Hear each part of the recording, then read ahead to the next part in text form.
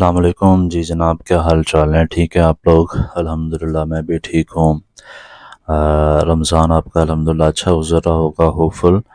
तो चलते हैं अनदर टॉपिक की तरफ, जो बहुत ही इंटरेस्टिंग टॉपिक है और आज का बर्निंग इशू भी है, हिंदुत्व।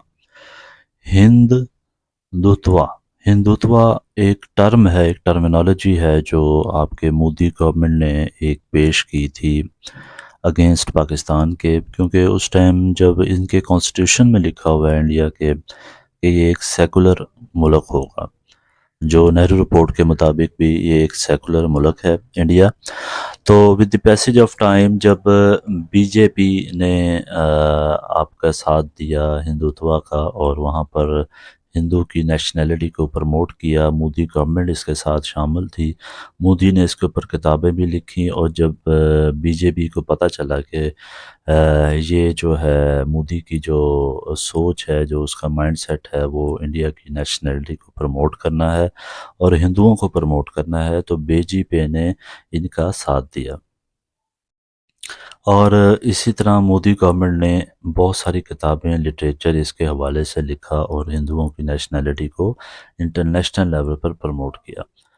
फिर इसमें मुख्तलिफ़ किस्म के ग्रुप्स भी शामिल हो गए, मिलिटेंट ग्रुप भी शामिल हो गए, जिन्होंने मोदी गवर्नमेंट को बड़ा प्रमोट किया और वहाँ पर इलेक्शन करवाए गए। तो मोदी जो था वहाँ का वज़ीर आज़म जो है वो नामज़द हुआ और वहाँ पर भारी अक्सरियत से जो था ये कामयाब हुआ। लेकिन बीजेपी जो थी वो इसमें रह गई थी पीछे, जिसकी कई महरक़ात थीं जो हिंदुत्व की जो प्रमोशन में जो काम किरदार अदा किया, वो आपकी मोदी गवर्नमेंट शामिल थी। तो नाज़रीन, जब मोदी गवर्नमेंट ने ऐलान किया और जब वो पार्लियामेंट में आई और कौमी असम्बली जब उसने संभाली, तो वहाँ पर सबसे पहले उन्होंने कानून पास किया मुसलमानों के ख़िलाफ़, माइनॉरिटीज़ के ख़िलाफ़, जिसमें क्रिश्चियन भी थे और जिसमें आपके मुसलमान भी शामिल थे। तो उन्होंने एक ऐसा कानून पास किया, ज़्यादातर तो उन्होंने ये मुसलमानों के ख़िलाफ़ एक साजिश बनाई थी, जिसमें उन्होंने ये कहा था कि मुसलमानों को जो है वो दीवार के साथ लगाया जाए, और इसके हवाले से उन्होंने ये इम्प्लीमेंटेशन भी शुरू कर दी। मुख्तलिफ़ शहरों में एहतजाज और धरने शुरू हो गए मुसलमानों के ख़िलाफ़, और मुसलमानों को उनकी ज़िंदगी को तंग कर दिया गया और उनको घरों में महसूर कर दिया गया और उनके ख़िलाफ़ सख्त एक्शन लिया गया। गाय की ये लोग पूजा करते हैं, गाय की हम लोग गाय को ज़िबा करते हैं। जब हमने गाय को ज़िबा शुरू किया तो मुसलमानों की गिरफ़्तारियाँ शुरू हो गईं। मुस्लिम यूथ ने वहाँ पर बड़ा एहतजाज किया, बड़ी स्ट्राइक की, लेकिन उनके ऊपर भी इन्होंने जो है वो शेलिंग की और मुख्तलिफ़ नौजवानों को शहीद किया।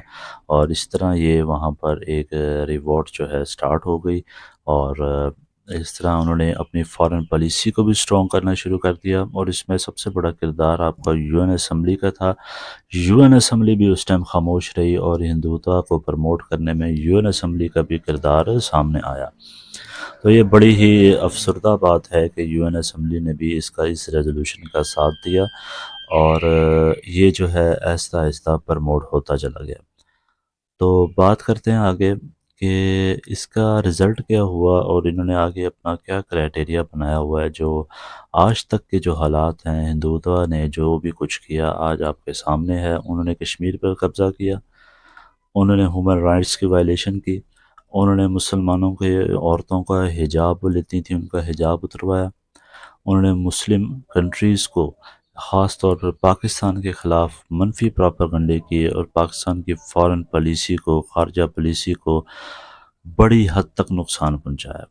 हिंदुत्व का असल मकसद ही मुसलमानों का ख़ात्मा था, जो इसलिए बनाया गया। बिफ़ोर पार्टीशन भी ये हमारे ख़िलाफ़ इसी तरह की साजिशें करते आए हैं और आज तक ये साजिशें वो अपने कामयाब जा रहे हैं। तो हिंदुत्व ने अपना एक नया लाहे-अमल, एक नया मैप बनाया है, जो उसमें शो किया गया है कि नेहरू रिपोर्ट के मुताबिक ये सेकुलर मुल्क होगा, लेकिन ये सेकुलर मुल्क नहीं है। उसने नेपाल को, बांग्लादेश को, अफ़गानिस्तान को, पाकिस्तान को अपने इस मैप में शामिल किया है और जम्मू कश्मीर को इस मैप में शामिल किया है। और वो आने वाले वक्तों पर इस मैप को अपने इस्लामी कल्चर में भी ढाएगा और अपनी जो उसकी दुनियात है जो वहाँ पर पढ़ाई जाती है, وہاں پر بھی وہ اس کو امپلیمنٹ کروائے گا اپنے معاشرتی علوم میں بھی کہ یہ ہمارے علاقے ہیں اور ہم نے ان کو فتح کرنا ہے۔ تو دیکھتے ہیں آیا کہ یہ اپنی پالیسی پر کتنا کامیاب ہوتا ہے اور کتنا ناکام ہوتا ہے۔ تو ملتے ہیں ندر ویڈیو پر، ٹیک کیئر، اللہ حافظ۔